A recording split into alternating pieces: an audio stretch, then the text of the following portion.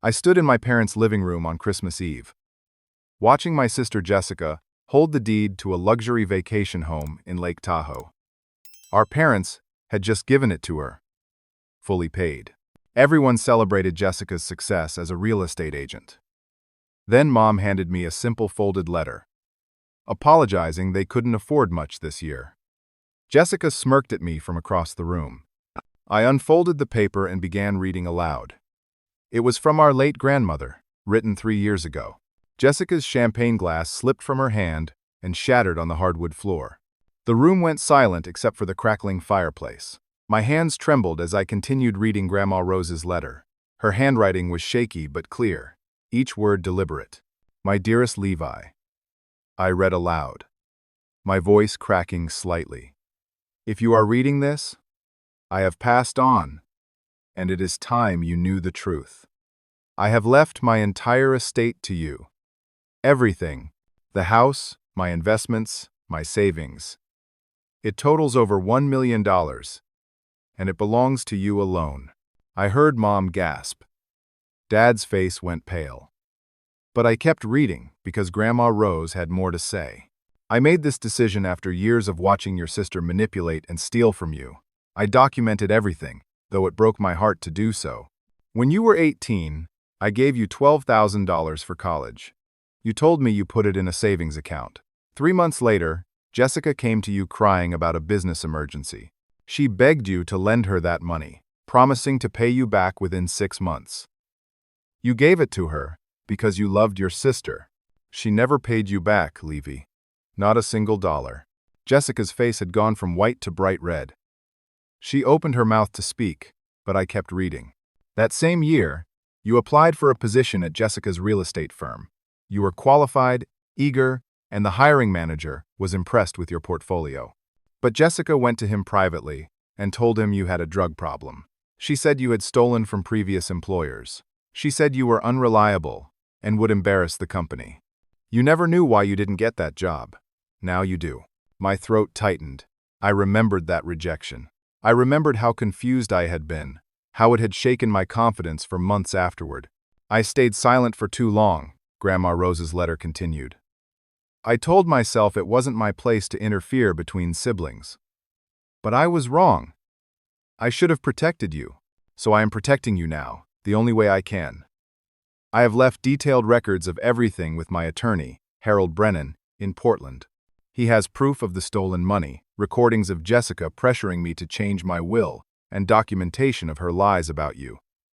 Contact him. He will help you claim what is rightfully yours. I love you, Levi. You were always the kind one, the honest one. You deserved better than what you got from this family. With all my love, Grandma Rose. The paper slipped from my fingers and floated to the floor. For a moment, nobody moved. Then Jessica lunged forward. That is a lie, she screamed. Her voice was shrill, panicked. Grandma was confused at the end. She was senile. This is garbage. She tried to grab the letter from the floor, but Dad stepped between us, his face twisted in confusion and anger. Jessica, calm down, he said firmly. Calm down? Jessica whirled on him, tears streaming down her face. He is trying to ruin me. Levi has always been jealous of my success. Always. And now he is using our dead grandmother to attack me. Mom rushed to Jessica's side, wrapping her arms around her. Sweetheart, please. Let us just talk about this calmly. There is nothing to talk about. Jessica sobbed into Mom's shoulder. That letter is fake. Levi probably wrote it himself. He is desperate for attention. He has always been desperate. I stood there, frozen. Around the room, my extended family stared at me with varying expressions. Aunt Rachel looked suspicious. Uncle Tom seemed uncomfortable. My cousins whispered to each other. The Christmas tree lights twinkled cheerfully in the background, completely at odds with the chaos unfolding. Levi, Dad said slowly, turning to me. His voice was cold in a way I had never heard before. Did you forge this letter? The question hit me like a punch to the gut. What? No, Dad, this is Grandma's handwriting. You can see it right there. Handwriting can be faked, Jessica said quickly, wiping her eyes. People do it all the time, especially people who are bitter and jealous. I am not jealous. My voice came out louder than I intended. Jessica, you know what you did. You took my money. You sabotaged my job. Grandma knew. She saw everything. Jessica laughed, a harsh, ugly sound. Listen to yourself. You sound crazy. Paranoid. Maybe you need help, Levi. Professional help. Mom looked at me with worry in her eyes. Honey, have you been under a lot of stress lately? Maybe this is just a misunderstanding. A misunderstanding? I could not believe what I was hearing. Mom, Grandma left me her estate. She left proof with her attorney. All you have to do is call him and verify it. Or, Jessica interjected smoothly, this attorney doesn't exist. Or, Levi paid someone to pretend to be an attorney. Or he is making this whole thing up because he is angry that I got the vacation home and he got a piece of paper. Uncle Tom cleared his throat awkwardly. Look, maybe we should all just take a breath here. It is Christmas Eve. Family is supposed to stick together. Exactly, Jessica said, seizing on his words. Family sticks together. But Levi is trying to tear us apart with lies about me. He is ruining Christmas because he cannot stand to see me happy. I looked around the room, seeing the doubt in everyone's faces. They wanted to believe Jessica. She was successful, confident, put together. I was just Levi, the quiet graphic designer who never made waves, who always stood in his sister's shadow. You all believe her? I asked quietly. Dad rubbed his face, suddenly looking very old. Levi, I don't know what to believe right now, but what I do know is that you just accused your sister of some very serious things. Theft, sabotage. If you cannot prove these claims, then you owe her an apology. An apology? The word tasted bitter. Yes, Mom said gently. Sweetheart, I know you and Jessica have always had your differences, but this is going too far. Your grandmother loved both of you equally. She would never play favorites like this. Jessica had stopped crying. She stood there with Mom's arm around her shoulders, watching me with red-rimmed eyes. But there was something else in her gaze. Something that looked almost like triumph. I want you to apologize, Dad said firmly. Right now. Apologize to your sister for ruining Christmas with these baseless accusations. The room fell silent. Everyone waited. I bent down slowly and picked up Grandma Rose's letter from the floor. I folded it carefully and put it in my pocket. No, I said. What? Dad's voice rose. I said no. I will not apologize for telling the truth. Grandma Rose left me that letter for a reason. She left me her estate for a reason. And whether you believe me or not, I am going to contact Harold Brennan in Portland. I am going to get the proof. And then you will all see who is really lying. I walked toward the front door. Behind me, I heard Jessica's voice, soft and wounded. He is having some kind of breakdown. We should get him help. I paused with my hand on the doorknob and turned back one last time. Merry Christmas, everyone. Then I walked out into the cold December night, leaving my family behind. The letter from Grandma Rose felt heavy in my pocket. It was the only thing I had left that felt real. The only thing that told me I was not crazy. That I had not imagined years of subtle cruelty and manipulation. I sat in my car for a long time before starting the engine, watching through the window as my family gathered around Jessica, comforting her. Not one person came outside to check on me. That was when I realized just how alone I really was. 3 days after Christmas, I drove to Portland. The city was gray and wet, typical for late December in the Pacific Northwest. I had barely slept since Christmas Eve. Every time I closed my eyes, I saw Jessica's triumphant expression, heard my father demanding I apologize. Harold Brennan's law office was in a historic building downtown, all marble floors and dark wood paneling. The kind of place that screamed old money and respectability. My hands were sweating as I gave my name to the receptionist. She smiled warmly. Mr. Brennan is expecting you. Please, follow me. Harold Brennan's office was lined with leather-bound law books. He stood when I entered, a man in his early 60s with silver hair and kind eyes behind wire-rimmed glasses. His handshake was firm. "Levi," he said, "please, sit down. I have been waiting for this meeting since your grandmother passed. I am so sorry for your loss." Rose was an extraordinary woman. "Thank you," I managed. My voice sounded hoarse. Harold opened a thick folder on his desk. "I assume you have questions. Is it real?" I blurted out. "The inheritance? Everything in the letter?" "It is absolutely real," Harold confirmed. "Your grandmother's estate is worth precisely $1.3 million. Her house in Northeast Portland, which has appreciated significantly in value.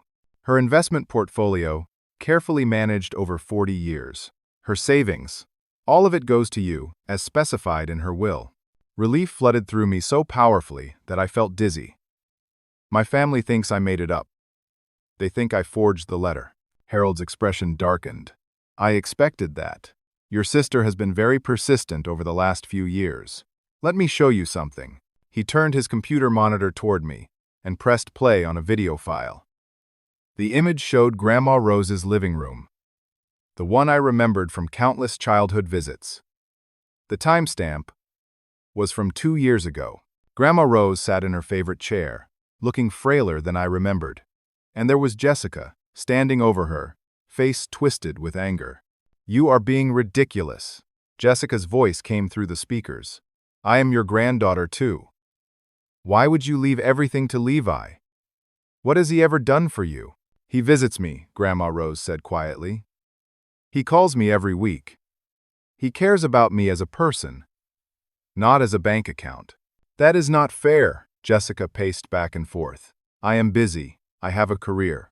I can't drop everything to visit you all the time like Levi does with his little graphic design job." "Jessica, please lower your voice." "No.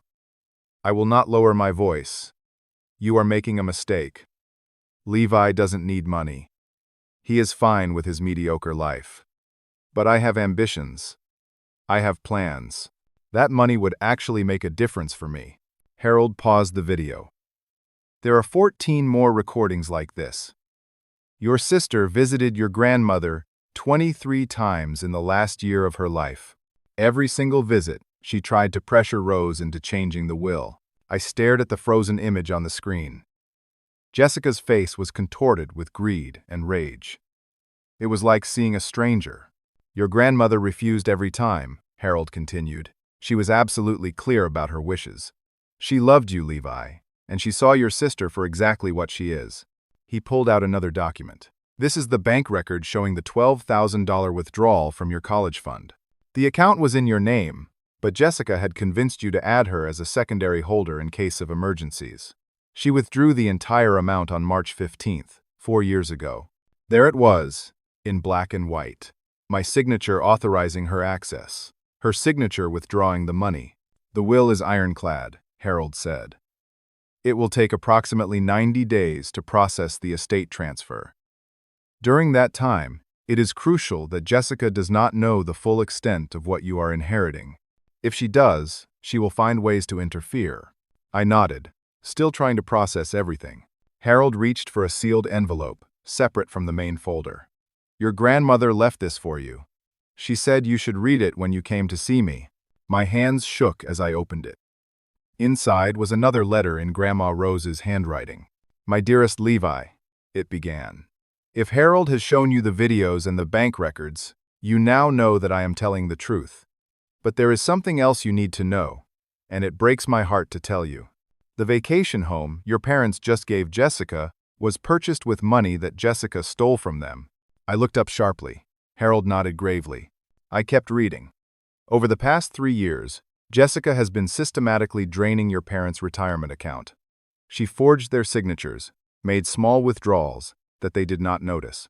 The total amount stolen is approximately $286,000. I discovered this 6 months before I died when your mother mentioned their retirement plans to me. The numbers did not add up. I hired a forensic accountant to investigate. The evidence is with Harold." The letter continued. "I wanted to tell Robert and Linda immediately, but I was dying, Levi. I was so tired and so sick. I knew I did not have much time left, and I was afraid Jessica would manipulate the situation, make me look senile and confused. So I left this burden to you. I am sorry. I am so sorry. But you are the only one I trust to do the right thing. The vacation home that your parents believe they gifted to Jessica was actually purchased with their own stolen money. When they try to retire, they will discover they have almost nothing left. Please help them, Levi. Save them from what Jessica has done. I love you. Grandma Rose. The letter fell from my hands. I felt like I was going to be sick. It is all true, Harold said quietly. He pulled out more documents. Bank statements. Signature comparisons. A detailed forensic accounting report. Jessica has been embezzling from your parents for 3 years. The forgeries are very sophisticated. Your parents have no idea. Why didn't Grandma tell them? My voice was barely a whisper. She was afraid, Harold said. And she was right to be. Your sister is very good at manipulation. Rose worried that if she spoke up, Jessica would convince everyone that Rose was confused, that her illness had affected her mind. She wanted you to have proof that could not be disputed. I stood up abruptly and walked to the window, staring out at the rainy Portland streets. My parents had no retirement left. They were in their late 60s. Dad had been planning to retire next year. They thought they were secure. They thought they had worked their whole lives to build a comfortable future. If I tell them, I said slowly, it will destroy them. Yes, Harold agreed. But if you don't tell them, Jessica will continue to steal. And when they do try to retire, they will discover the truth anyway. The only question is whether you want them to find out now, with time to recover, or later, when it is too late to do anything about it. I pressed my forehead against the cold glass. She is my sister. She is a criminal, Harold corrected gently, and she is hurting the people you love. I turned back to him. What do I do? Harold folded his hands on the desk. That is not a legal question. That is a moral one, and only you can answer it. I left Harold's office 2 hours later with copies of everything. The will, the videos, the bank statements, the forensic accounting report. All of it was packed into a leather briefcase that Harold insisted I take. Be careful, Harold warned me as I left. Your sister is not going to take this lying down. She has too much to lose. I drove back to Seattle in a daze. The rain had turned to sleet, making the highway treacherous. But I barely noticed. My mind was spinning with impossible choices. Tell my parents the truth and watch their world fall apart? Or stay silent and let Jessica continue destroying their future? Either way, I was going to lose. Either way, my family was going to be torn apart. When I finally got home to my apartment, it was after midnight. I threw the briefcase on my couch and stared at it like it was a bomb, which, in a way, it was. 1 week later, everything fell apart in ways I had not imagined possible. I was at work, trying to focus on designing graphics for a new children's game, when my phone rang. Dad's name flashed on the screen. My stomach clenched. Hello? Levi. His voice was cold, clipped. We need to talk about what you did to your sister. I stood up from my desk, walking quickly to an empty conference room. What are you talking about? Jessica filed a restraining order against you. She says you have been harassing her, threatening her, demanding she sign over half of her vacation home. Is that true? What? No. Dad, I haven't even spoken to Jessica since Christmas Eve. That is not what she says. She has text messages, Levi. Screenshots of you threatening her. That is impossible. I never sent her any messages. Well, the court seems to think differently. The restraining order was granted this morning. You are not allowed within 500 feet of her. Not allowed to contact her in any way. My mind raced. Dad, she is lying. She is making this up. Why would she make something like this up? Because of the inheritance. Because Grandma Rose left me everything and Jessica is trying to fight it. There was a long pause. Then Dad said, very quietly, Your mother and I have discussed this. We think you need help, Levi. Professional help. You are obsessed with this inheritance story. You are lashing out at your sister. This isn't healthy. I am not the one who needs help, I said desperately. Dad, please, just call Harold Brennan. Verify the inheritance. Look at the proof. I am not calling anyone. What I am doing is telling you to stay away from this family until you get your head straight. Do you understand me? Dad, do you understand? I closed my eyes. Yes. Good. He hung up without saying goodbye. I stood in that conference room for a long time, phone still pressed to my ear, listening to dead air. Then I called Harold. She has filed a restraining order, I told him.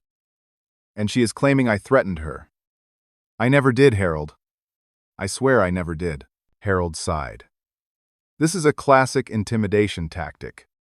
She is trying to make you look unstable and dangerous. It discredits you before you can present any evidence against her. What do I do? You follow the restraining order to the letter. Do not give her any ammunition. And brace yourself, because I suspect this is just the beginning. Harold was right. 2 days later, I received legal papers delivered by a courier. Jessica was suing me for defamation. The lawsuit claimed that my accusations of theft and embezzlement had damaged her reputation and her real estate business. She was seeking $200,000 in damages. I called Harold in a panic. This is a strategic move, he explained patiently. She is trying to force you into settling. She is gambling that you will give up part of the inheritance to make this go away. The defamation case is weak, but it will be expensive and time-consuming to fight. How expensive? Legal fees could run you $30,000 to $50,000, depending on how long it drags out. And here is the problem, Levi. While this lawsuit is pending, the probate court may decide to freeze the estate assets. That means you cannot access any of the inheritance until the defamation case is resolved. How long will that take?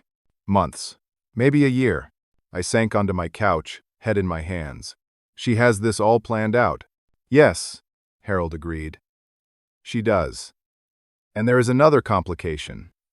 If you counter her defamation suit by presenting evidence of her crimes, your parents will be exposed as victims of embezzlement. The DA will likely get involved. It will become very public and very ugly. Zoe, I am trapped. You are in a difficult position, Harold corrected. But not trapped. We can fight this.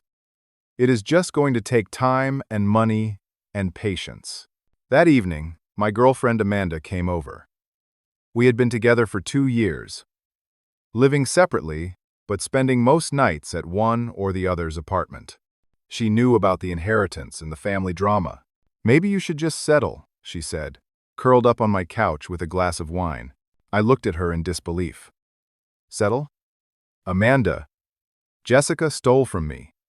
She stole from our parents. She is lying and manipulating and destroying people.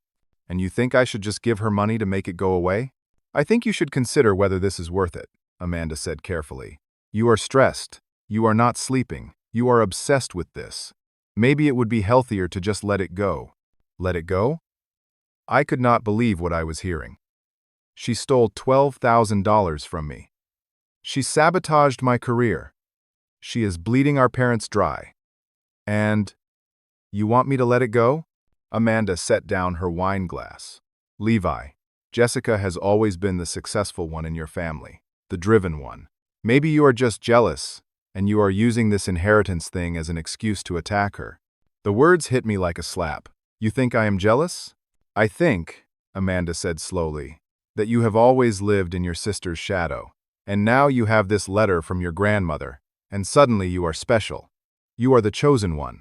Maybe you are holding on to this because it makes you feel important. I stood up. Get out. Levi, I am just trying to be honest with you. Get out. Amanda grabbed her purse and jacket. At the door, she turned back. Call me when you are ready to be reasonable. Then she left. I stood in my empty apartment, surrounded by silence. My family did not believe me. My girlfriend thought I was jealous and delusional. Jessica was buried under legal threats and frozen assets. And somewhere, my sister was probably laughing at how perfectly her plan was working. I walked to my kitchen and pulled out the folder Harold had given me. I spread the documents across my table. Bank records, videos, forensic reports, cold, hard proof that I was telling the truth. But proof did not matter if no one would look at it. I thought about calling Harold, asking him what to do next. But I knew what he would say. Be patient. Follow the process. Trust the system. Say slash. Trust the system. The problem was, I was not sure I had any patience left. And I was not sure the system was designed to protect people like me from people like Jessica. I gathered up all the documents and put them back in the folder. Then, I sat at my kitchen table in the dark, watching the city lights through my window, and wondered how my life had become such a disaster. Christmas Eve had been 10 days ago. It felt like 10 years. 3 weeks after Christmas, my phone rang at 2:17 in the morning. I jerked awake, heart pounding, and grabbed it from my nightstand. Mom's name flashed on the screen. Hello? My voice was thick with sleep. Levi. She was crying, hysterical. You need to come to the hospital. Your father. He had a heart attack. I was out of bed instantly. Is he okay? Mom, is he okay? I don't know. Just come, please. I threw on clothes and drove to Portland. The roads were empty at that hour, and I made it to the hospital in record time. My mind was racing with terrible possibilities. The ICU waiting room was harsh with fluorescent lights. Mom sat hunched in a plastic chair, her face swollen from crying. And there was Jessica, pacing back and forth, dressed in expensive athleisure wear like she had just come from a yoga class. When Jessica saw me, her expression hardened. This is your fault. I stopped dead. Excuse me? Dad had a heart attack because of the stress you caused. Your lies. Your accusations. Your harassment. Jessica, I never. Save it. She moved to block my path to Mom. You have done enough damage. You are not welcome here. He is my father too, I said, my voice shaking with anger. A doctor emerged from the ICU doors before Jessica could respond. We all turned to him. Mrs. Hartley, he addressed Mom. Your husband is stable. We caught it early. He is going to need triple bypass surgery, but his prognosis is good. Mom sobbed with relief. Can I see him? Yes, but only for a few minutes. He needs rest. After the doctor gave Mom more details about the surgery, we were left alone in the waiting room. Jessica stood on one side. I stood on the other. Mom sat between us, looking fragile and broken. How much will the surgery cost? Mom asked quietly. The doctor had said $90,000 after insurance. Don't worry about it, Jessica said quickly. You have your retirement savings. We will use that. Mom nodded, but she looked worried. I should call the bank in the morning. Make sure everything is in order. Jessica's face went pale, just for a second, then she recovered. Of course, whatever you need. Over the next 2 days, while Dad recovered enough for surgery, I stayed at the hospital. Jessica was there too, both of us maintaining a cold distance. Mom was too overwhelmed to notice the tension. On the 3rd day, Mom went to the hospital cafeteria to make phone calls. Jessica and I were alone in the waiting room. You need to back off, Jessica said quietly. Drop the inheritance claim. Drop everything. Or what? I asked. Or Dad might not survive the stress. You heard the doctors. His heart is weak. More stress could kill him. You are threatening our father's life to protect yourself? Jessica moved closer. I am trying to protect this family. You are the one tearing it apart. Mayman. Before I could respond, Mom returned, holding her phone with a confused expression. The bank just called me back. There is something wrong with our retirement account. Jessica's entire body tensed. What do you mean, wrong? I asked. They say the balance is much lower than it should be, only $14,000. But that can't be right. We had over $300,000 saved. Mom looked between Jessica and me, seeking an explanation. There must be a mistake, Jessica said quickly. Banks make errors all the time. They are sending me the transaction history, Mom said, still staring at her phone. They say there have been regular withdrawals for 3 years, but we never authorized any withdrawals. My heart was pounding. This was it. The moment of truth. Mom, I said carefully, maybe you should sit down. Why? What is happening? Her voice rose in panic. Where is our money? The email from the bank arrived. Mom opened it with shaking hands. Her face went white as she scrolled through pages of transactions. "These signatures," she whispered. "They look like ours. But we never signed these. Robert never signed these. I never signed these." She looked up at Jessica, then at me, then back at Jessica. "The vacation home," Mom said slowly, the pieces falling into place. "You said you saved up for it yourself. But it cost $400,000. How could you afford that on a real estate agent's salary?" Jessica's mask was cracking. "Mom, I can explain." "Did you steal from us?" Mom's voice broke. "Jessica, did you steal our retirement?" "It wasn't like that." Jessica burst into tears. "I was going to pay it back. My business hit a rough patch, and I needed cash flow. I was desperate. I thought I could borrow from your account temporarily, and you would never even notice. You stole almost $300,000. Mom was screaming now, attracting stares from nurses and other visitors. "How is that temporary?" I pulled the folder from my bag. The one Harold had given me. "Mom, there is something you need to see." I handed her the forensic accounting report. The signature comparisons. The bank records showing every single fraudulent withdrawal. Mom read through it all, her hands trembling. When she finished, she looked at Jessica like she was looking at a stranger. "Levi tried to tell us," Mom said, "on Christmas Eve. And we didn't believe him." Jessica was sobbing. "I am sorry. I am so sorry. I made a mistake. I will fix it. I will pay you back. Every penny." "With what money?" Mom asked bitterly. "You don't have any money. You spent ours." "The vacation home," Jessica said desperately. "I will sell it. That will cover most of it." "That vacation home was bought with our stolen money," I said. "It belongs to Mom and Dad, not you." Jessica turned on me, her grief transforming into rage. "This is all your fault. If you had just kept your mouth shut, everything would have been fine." "Fine?" I stared at her in disbelief. "You destroyed our parents' future. You stole their security, their peace of mind. How is any of that fine?" A nurse approached us. "I am going to have to ask you all to keep your voices down. This is a hospital." We all fell silent. Mom sat down heavily, still clutching the bank statements. "Get out," she said to Jessica. "I can't look at you right now." "Mom, please." "Get out." Jessica grabbed her designer handbag and fled. Her sobs echoed down the hospital corridor. I sat down next to Mom. She leaned against me, and for the first time since Christmas, I felt like I had my mother back. "I am so sorry," she whispered. "I should have believed you. It is okay." "It is not okay. We chose her over you. We let her manipulate us." Mom pulled back to look at me. The letter from Grandma Rose. It was all true, wasn't it? "Yes." She started crying again. "What are we going to do?" "Robert is about to have heart surgery. We have no retirement left. We are going to lose our house."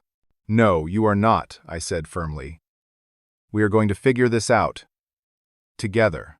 But even as I said the words, I had no idea how we were going to fix any of this. That night, I stayed at my parents' house in Portland. Mom slept in the guest room, too exhausted to go home. I lay awake in my childhood bedroom, staring at glow and the dark stars on the ceiling that I had put up when I was 10 years old. My phone buzzed. A text from an unknown number. "You won? Happy now? You destroyed your family. Hope it was worth it." It was Jessica. Had to be. I deleted the message without responding. Then another text came through. Same unknown number. "This isn't over. You have no idea what I am capable of." I stared at that message for a long time. It sounded like a threat. It sounded like a promise. I should have been worried. But mostly, I just felt tired. Around 3 in the morning, there was a knock on my door. Mom stood in the hallway, looking small and lost. "I can't sleep," she said. "Me neither." We went downstairs and made tea. Sat at the kitchen table where I had eaten thousands of meals as a kid. "Tell me everything," Mom said. "About Grandma Rose. About the inheritance. About Jessica. I want to know it all." So I did. I told her everything. About Harold Brennan and the videos. About the $12,000 Jessica stole from me. About the job she sabotaged. About the defamation lawsuit and the restraining order. Mom listened to all of it without interrupting. When I finished, she reached across the table and took my hand. "I failed you," she said. "I am your mother. I should have protected you. I should have seen what she was doing. Jessica is very good at hiding who she really is. That doesn't excuse us." Mom squeezed my hand. "When your father wakes up, we are going to make this right. All of it. I promise you." I wanted to believe her, but I had learned over the past few weeks that promises from my family did not mean much. Still, I squeezed her hand back and said, "Okay." We sat there in the dark kitchen, drinking tea, waiting for morning, waiting for Dad's surgery, waiting to see what Jessica would do next. Because one thing was certain, my sister was not done fighting, and if her text messages were any indication, things were about to get much worse. 2 days later, I got a call from Detective Sarah Morrison of the Portland Police Department. "Mr. Hartley, I need you to come down to the station. We have some questions about an incident involving your sister." My stomach dropped. "What kind of incident?" "I would prefer to discuss it in person. Can you come in this afternoon?" I called Harold immediately. He gave me the name of a criminal defense attorney, Craig Donovan. I emptied my savings account to pay Craig's $5,000 retainer, then met him at the police station.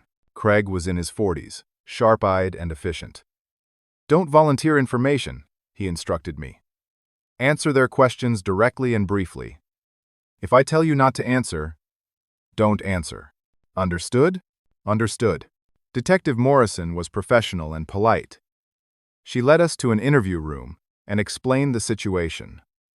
Jessica had filed a police report claiming I assaulted her at the hospital 3 days ago. She had photographs of bruises on her arms. She had 2 witnesses who corroborated her story. "I never touched her," I said, my voice steady despite my racing heart. "Detective, I never laid a hand on my sister. According to her statement, you grabbed her arm during an argument and shoved her against a wall. That never happened." Detective Morrison pulled out a file and showed me photographs. Jessica's arms were covered in dark purple bruises, 5 distinct marks on her left arm, like fingerprints. "Those are not from me," I insisted. "Where were you on January 2nd at approximately 3:15 in the afternoon?" I thought back. That was the day Mom got the bank statement. The day we confronted Jessica about the theft. I was at the hospital. My father just had a heart attack. But I never touched Jessica. "Were you in a confrontation with her?" "We argued, yes. But it was verbal. I never physically touched her." Detective Morrison made notes. "Do you have any witnesses who can verify this?" "My mother was there for most of it. But she went to make phone calls. Jessica and I were alone for about 10 minutes.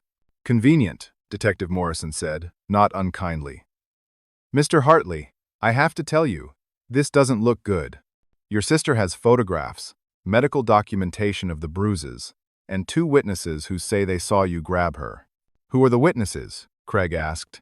"2 of Miss Hartley's colleagues from her real estate office. They were at the hospital visiting a client in another wing. They say they saw the altercation through the waiting room window." "That is a lie," I said. "Detective, my sister has been stealing from our parents. She embezzled almost $300,000 from their retirement account. She is being exposed, and this is her way of fighting back. She is framing me." Detective Morrison's expression remained neutral. "Do you have proof of this embezzlement?" "Yes. My attorney has all the documentation." She made more notes. "I am going to need to see that documentation. But right now, I need to focus on the assault allegation. Miss Hartley is pushing for charges to be filed." Craig leaned forward. "Detective, my client has no history of violence. He has no criminal record. He is a graphic designer with a stable job. This is clearly a false allegation designed to discredit him in an ongoing civil dispute." "Maybe," Detective Morrison agreed. "But I have photographs of injuries and witness testimony. I have to investigate." I left the police station feeling like the walls were closing in. Craig walked me to my car. "How bad is this?" I asked. "It depends on whether the prosecutor thinks they have enough evidence to charge you. The photographs are concerning. The witnesses are concerning. But if your mother can testify that she didn't see you touch Jessica, that helps. And if I get charged, then you could be looking at an assault conviction. That would mean jail time, a criminal record, and the end of your career. Gaming companies do extensive background checks. I gripped my steering wheel. She is destroying my life. Yes, Craig said bluntly. She is. And unless we can prove she manufactured this evidence, she might get away with it. Over the next week, everything unraveled further. Dad had his triple bypass surgery. It went well, and he was recovering. But the medical bills were crushing, and Mom was trying to figure out how to pay for it all without the retirement savings Jessica had stolen. Meanwhile, Craig was working to defend me against the assault charges. He requested the hospital security footage from the day of the alleged incident. The hospital reported that there was a technical glitch in the recordings. The exact time period when Jessica claimed I assaulted her was mysteriously missing. How convenient, Craig said dryly. A glitch that just happens to occur during the time in question. Can a glitch really be that specific? No. Someone tampered with the footage. But proving it is another matter. Jessica's colleagues gave their statements. Both claimed they saw me grab Jessica roughly and push her. Their descriptions matched perfectly. Too perfectly, in Craig's opinion. Coach testimony, he said. They are lying for her. Why would they lie? Because she is their boss. Because she is paying them.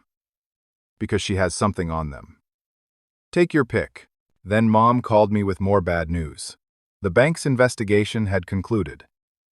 The signatures on all the fraudulent withdrawals were indeed forgeries. Very sophisticated forgeries. The bank was filing a report with the FBI.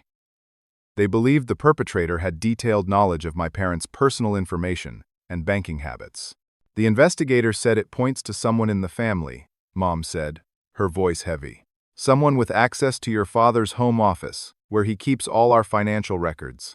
So, Jessica, yes. But Levi, if the FBI gets involved, this becomes a federal case. It will be public. Everyone will know. Your father's colleagues, our friends, everyone. Mom, they need to know. Jessica committed a serious crime. I know. She sounded exhausted. I just wish there was a way to handle this privately. Robert is so humiliated. He feels like a fool for not noticing what she was doing. This isn't Dad's fault. Try telling him that. That evening, I got an unexpected visitor. Jessica showed up at my apartment. I opened the door with the chain still latched. You are not supposed to be here. You have a restraining order. Against you, Jessica said. Not the other way around. Can I come in? We need to talk. Every instinct screamed at me to slam the door. But I was curious. What game was she playing now? I let her in, but I immediately started recording on my phone, holding it in my pocket. If she was going to try anything, I wanted evidence. Jessica looked different. Her perfect hair was messy. Her makeup was smudged. She looked like she had been crying. I want to make a deal, she said without preamble. A deal. I will drop the assault charges. I will drop the defamation lawsuit. I will even pay back Mom and Dad slowly over time. In exchange for what? You stay quiet about the embezzlement. You don't cooperate with the FBI investigation. You let me handle repaying Mom and Dad privately. I stared at her. You want me to help you cover up a federal crime? I want you to help me fix my mistakes without destroying our family publicly. Jessica sat on my couch uninvited. If this goes to trial, Mom and Dad will be humiliated. Everyone will know they were victims of fraud. Their friends, their church, everyone. Is that what you want? What I want is for you to face consequences for what you did. I am facing consequences, Jessica snapped. I am losing everything. My business is falling apart. My reputation is ruined. My own parents can barely look at me. Isn't that enough? No? She stood up abruptly. You are making a mistake, Levi. You think you are fighting for justice, but all you are doing is ensuring maximum damage to everyone involved, including yourself. Is that another threat? Jessica walked to the door. I am trying to be reasonable. But if you force my hand, I will do whatever it takes to protect myself. Remember that. She left, and I stood there holding my phone, which had recorded our entire conversation. I sent the audio file to Craig immediately. His response came within minutes. This is good. She essentially admitted to the embezzlement and tried to bribe you. Keep this safe. But his next message made my blood run cold. Also, that last line sounds like a threat. Watch your back. People who are desperate do desperate things. He have ren. People who are desperate things. That last line sounds like a threat. Watch your back. Cross proseden linen. I thought about Jessica's words. I will do whatever it takes. Looking back, I should have taken that threat more seriously. I should have understood that Jessica had already crossed so many lines. What was one more? But I was tired. I was stressed. I was so focused on fighting the battles in front of me that I didn't see the ambush coming from behind. The next morning, I would learn exactly what whatever it takes meant to my sister. And I would realize that everything up until that point had just been Jessica playing with me. The real attack was about to begin. The next day started normally enough. I went to work, trying to focus on my projects. Around 11 in the morning, my boss, Karen, called me into her office. Her expression was serious. Levi, we need to talk about something that came to our attention. My stomach nodded. What is it? We received an anonymous tip that you have been involved in some legal troubles.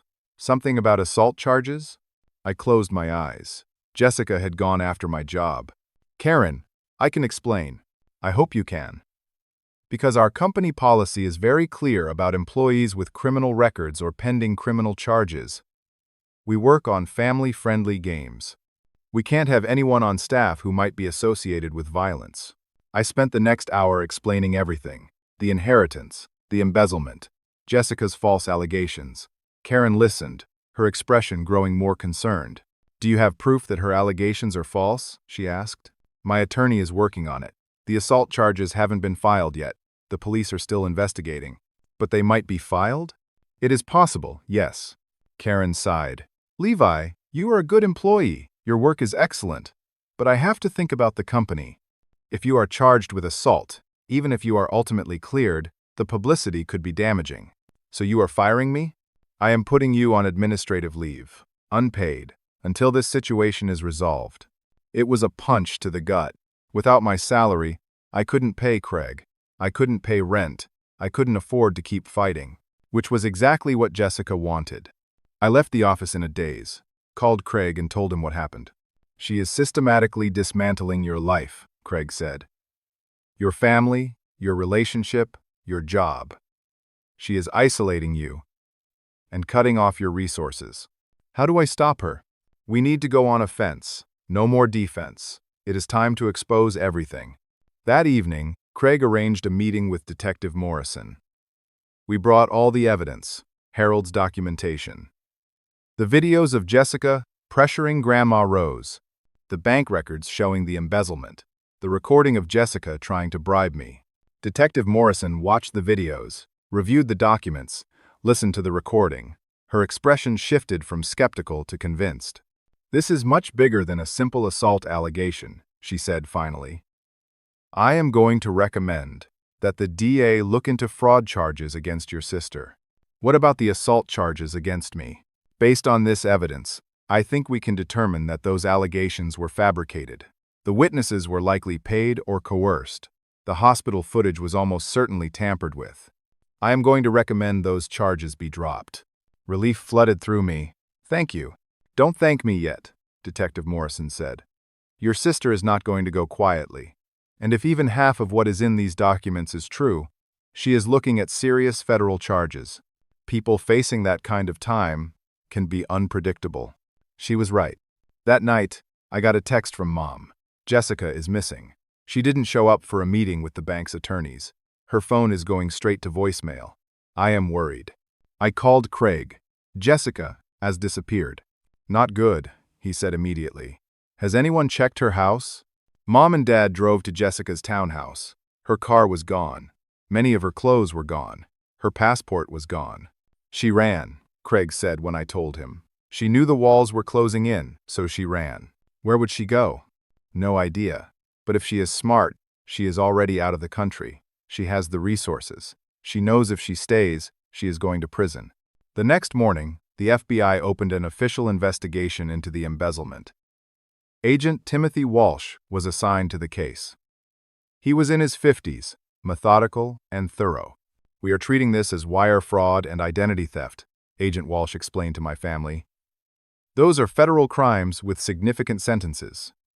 If we can locate Miss Hartley, we will be bringing charges." "What if you can't find her?" Mom asked.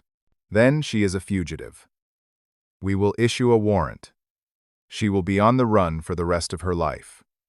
She won't be able to work, maintain a bank account, or live any kind of normal existence." Dad, still weak from his surgery, looked devastated. How did we raise a daughter who would do this? Nobody had an answer. Over the next few days, we pieced together Jessica's escape plan. She had withdrawn her remaining business funds, approximately $75,000. She had sold some jewelry and assets. She had enough money to disappear for a while. Craig's investigator traced her credit cards. Last charges were at a gas station near the Canadian border. "She is running north," Craig said. "But Canadian authorities will cooperate with the FBI. She can't hide there indefinitely." But then we got a break. Agent Walsh called with news. We traced Jessica's phone before she ditched it. She made several calls to a Tyler Brennan. "That name mean anything to you?" Harold, who was on the call, went pale. "Tyler is my nephew. He is a disbarred attorney. Lost his license for fraud 3 years ago." Everything clicked into place. Tyler had been feeding Jessica information about Grandma Rose's will. He had access to Harold's files through family connections. He and Jessica had been planning this together. "This is bigger than we thought," Agent Walsh said. "This wasn't just your sister acting alone. This was a conspiracy." Harold was devastated that his own nephew had betrayed client confidentiality. He gave the FBI everything he had on Tyler. Every bit of communication. Every file Tyler might have accessed. The FBI executed a search warrant on Tyler's apartment. They found forged documents, fabricated medical records claiming Grandma Rose had dementia, emails between Tyler and Jessica planning how to contest the will. "They were going to split your inheritance," Agent Walsh explained. "Jessica would contest the will, claiming your grandmother wasn't mentally competent. Tyler would manufacture evidence. They would force a settlement where Jessica got half. Then they would split that money." "How long had they been planning this?" I asked. "Based on the emails, at least 18 months, since before your grandmother died. It was worse than I had imagined. Jessica had not just been stealing money. She had orchestrated an elaborate, long-term conspiracy to defraud me and manipulate our family." The FBI arrested Tyler. He tried to play tough at first, but when faced with decades in federal prison, he started talking. He gave up Jessica's location. She was not in Canada. She was in Tijuana, Mexico, staying with a friend. She had planned to wait there until things cooled down, then relocate somewhere in Central America where she thought the FBI would not look for her. Mexican authorities cooperated.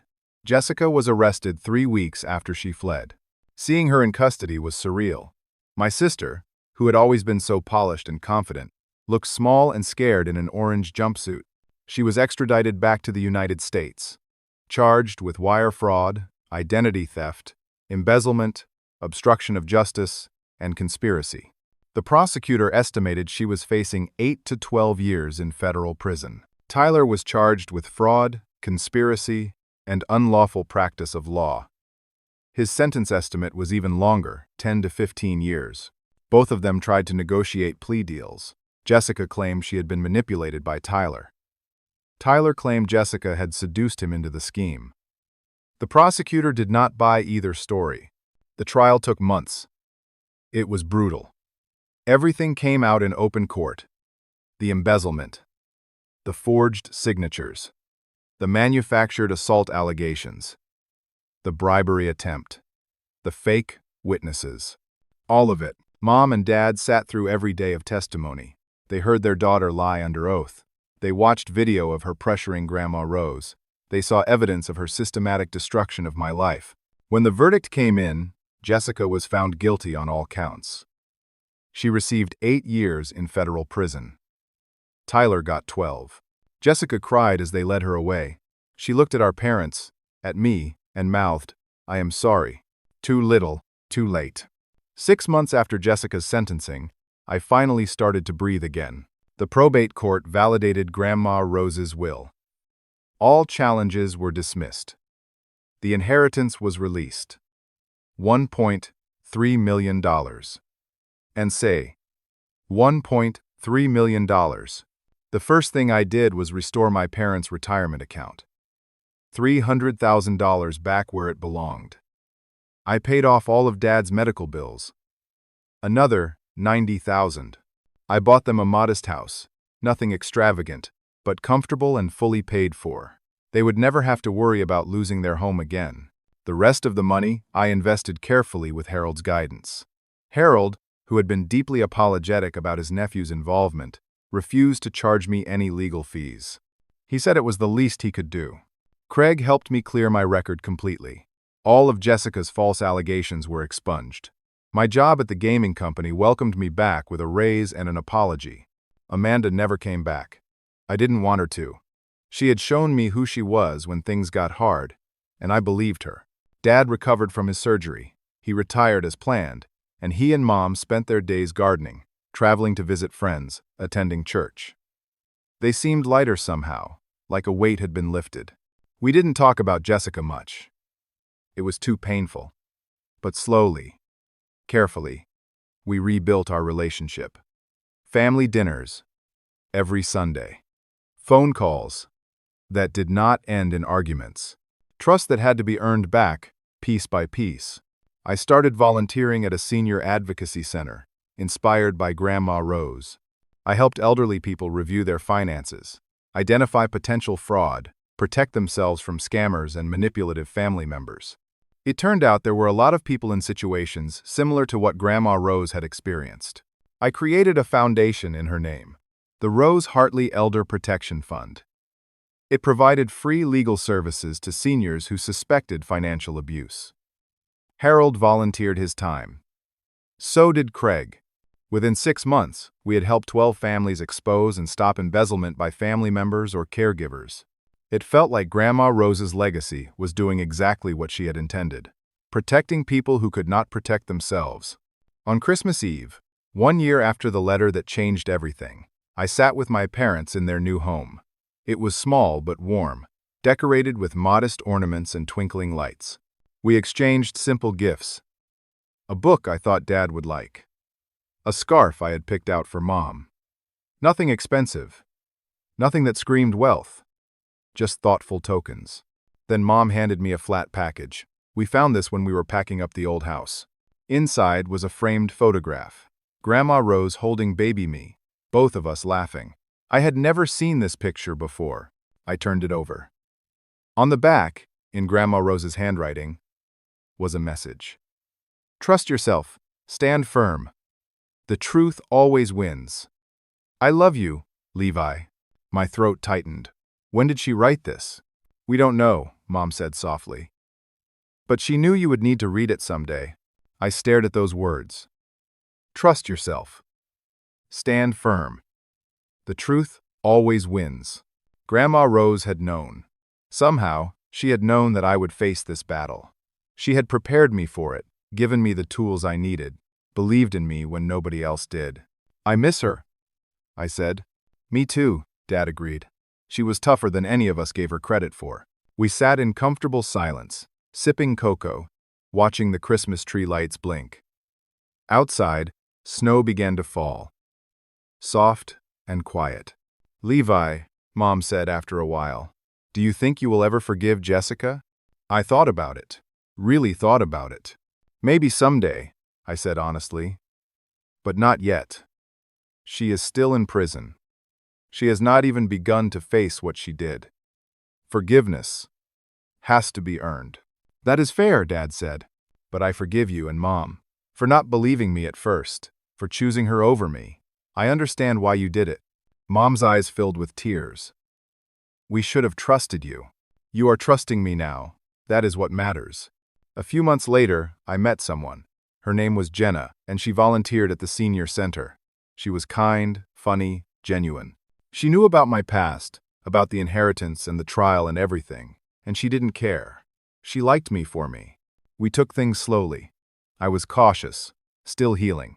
But for the first time in a long time, I felt hopeful about the future. One evening, Jenna and I walked through the park near my apartment. The trees were blooming, spring pushing away the last of winter. "Do you ever wonder what would have happened if your grandmother had not left you that letter?" Jenna asked. "All the time," I admitted. "Jessica would have kept stealing. My parents would have lost everything. I would have spent my whole life thinking I was the problem, the jealous sibling, the failure. So the letter saved you." "The letter gave me permission to trust myself," I corrected. "To believe my own reality instead of the reality other people wanted me to believe." Jenna squeezed my hand. "Your grandmother sounds like she was an amazing woman." She was. That night, I went home and looked at the framed photograph on my bookshelf. Grandma Rose and baby me, frozen in a moment of pure joy. Trust yourself. Stand firm. The truth always wins. It had not been easy. There were moments when I thought I would break, when the weight of fighting my own family felt like too much. But I had stood firm. I had trusted myself. And the truth had won. Not because truth always wins on its own, but because I had been willing to fight for it, to endure isolation and doubt and attack, to keep moving forward even when everyone told me I was wrong. Grandma Rose had not just left me money. She had left me proof that I was worth believing in, worth fighting for, worth the truth. And that was worth more than any inheritance could ever be. I picked up my phone and found a photo of the foundation's latest success story. An 82-year-old woman named Dorothy, who had been getting bilked by her own son for 2 years. We had helped her expose the theft, recover most of her money, and protect her assets. In the photo, Dorothy was smiling, holding a thank you card she had made for the foundation.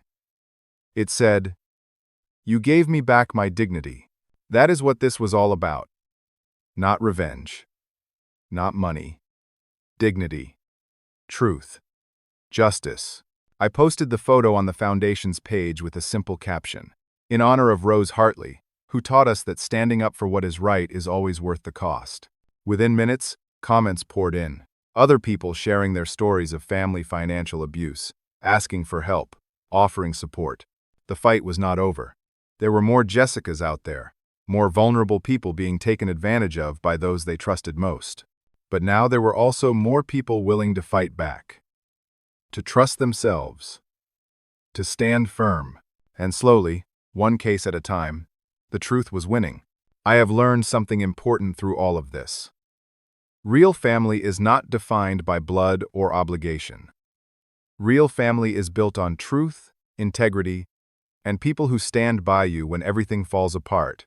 My parents and I have rebuilt our relationship on that foundation, and it is stronger than it ever was before.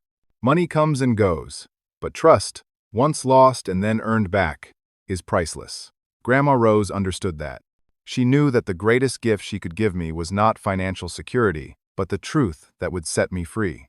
As for Jessica, she has 7 more years in prison. I have not visited her. Mom and Dad have gone a few times.